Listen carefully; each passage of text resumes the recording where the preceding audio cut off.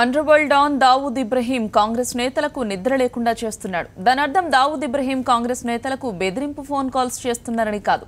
కాంగ్రెస్ హయాంలో దావూద్ ఇబ్రహీం లొంగిపోతానన్న ప్రభుత్వంలో కొందరు దావూద్ను విడిచిపెట్టేశారన్న కథనం కాంగ్రెస్ను ఊపిరి తీసుకొనియడం లేదు. మరోపక్క బీజేపీ దీన్ని అనుకూలంగా మలుచుకోవడానికి సిద్ధమవుతోంది. 1993లో ముంబై బాంబు పేలుళ్ల సూత్రధారి దావూద్ ఇబ్రహీం కోసం 22 ఏళ్లుగా భారత పోలీసులు వేటాడుతున్నారు. మోస్ట్ వాంటెడ్ లిస్టులో టాపర్ గా ఉన్న దావూద్ ఇబ్రహీం పాకిస్తాన్లో తలదాచుకున్నాడని భారత నిఘా బృందాల దగ్గర సమాచారం ఉంది. ఇంతటి కరుడుగట్టిన హింసోన్మాది కాంగ్రెస్ హయాంలో తనంతట తానుగా లొంగిపోవడానికి ముందుకు వచ్చారని సిబిఐలో ఉన్నతాధికారి ఒకరికి ఈ మేరకు రాయబారం కూడా పంపారని ఈ మధ్య ఓ కథనం హల్చల్ చేసింది. అప్పట్లో సిబిఐ డైరెక్టర్ గా ఉన్న విజయ రామారావు ఈ కథనాన్ని కొట్టిపారేసిన సంగతి తెలిసిందే.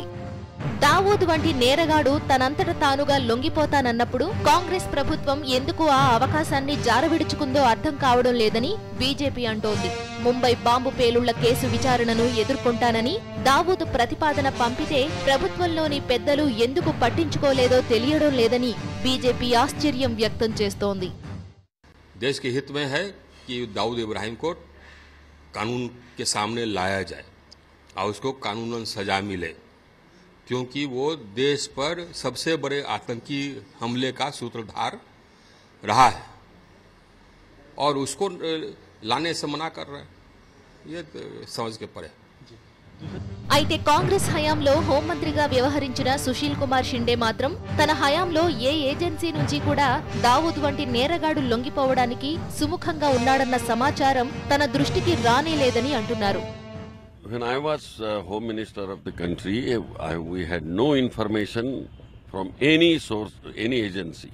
From any agency there was no information to us. అసలు నిజంగానే దావూద్ ఇబ్రహీం లొంగిపోవడానికి సిద్ధపడ్డాడా అన్నది కోటి బుల్లెట్ల ప్రశ్న. పొలిటికల్ డెస్క్, సాక్షి న్యూస్.